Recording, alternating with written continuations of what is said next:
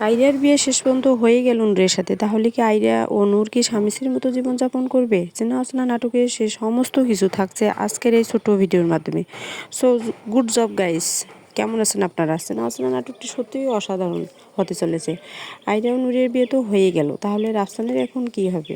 রাফসান তো আইরিয়াকে সত্যিই অনেক ভালোবাসে। বিয়ে সম্পন্ন হওয়ার পর নূর আইরিয়ার রুমে আসলে আইরিয়া নূরের সাথে অনেক মিসবিহেভ করে এবং বলে দেয় তার সম্পর্ক শুধু বাইরের মানুষদের দেখানোর জন্য, রুমের ভিতর তাদের কোনো রিলেশন নেই। তাহলে তাদের এই সম্পর্কে এইভাবে কতদিন চলবে? এই সমস্ত কিছুর আপডেট জানতে অবশ্যই পেজটিতে লাইক ও সাবস্ক্রাইব করতে ভুলবেন না। পাশাপাশি চেনা অচেনা নাটকের কোন কোন সিনারিটি আপনাদের ভালো লেগেছে তার সমস্ত কিছু আমার কমেন্ট বক্সে লিখে জানাতে পারেন। তো ভিউয়ার্স, আইরিয়া ও নূরের বাসরাতে আইরিয়া রাফসানের সাথে ভিডিও কলে কথা বলতে বলতে ঘুমিয়ে পড়ে। রাফসান নূরকে সহ্য করতে পারছে না, সে আইরিয়াকে বারবার বলছে তাকে রুম থেকে বের করে দিতে।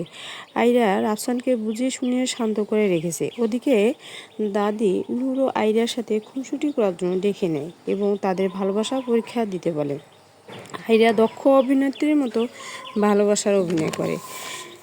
দাদি আইরিয়ার বাবা রেখে যাওয়া গাড়ির হকদার হিসেবে গাড়ির চাবি নূরের হাতে দেয়, কিন্তু এই বিষয়টি আইরিয়ার ভালো লাগে না। সে নূরের কাছ থেকে চাবি নিয়ে নেয়। ওদিকে আমরা দেখি সিসিটিভি ফুটেজে কে জানে নূরের এবং নূরের মামার ভিক্ষা করার ভিডিও দেখছে।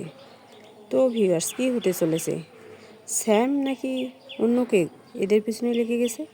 স্যামেও তো নূর ও আইরিয়ার বিয়ে ভেঙে দেওয়ার জন্য অনেক ষড়যন্ত্র করছে। চেনা অচেনা গল্প দেখতে হলে চোখ রাখুন সিনেমাওয়ালা এন্টারটেনমেন্ট ইউটিউব চ্যানেলে দুপুর 12টার সময়।